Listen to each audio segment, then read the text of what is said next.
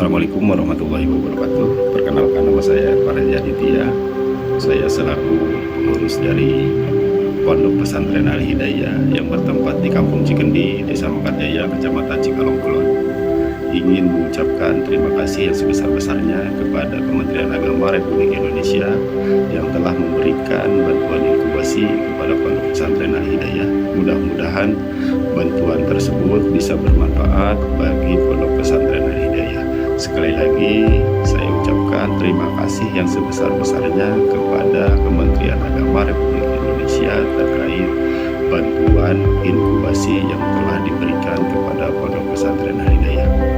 Terima kasih. Wabillahi taufiq wal hidayah. Wassalamualaikum warahmatullahi wabarakatuh.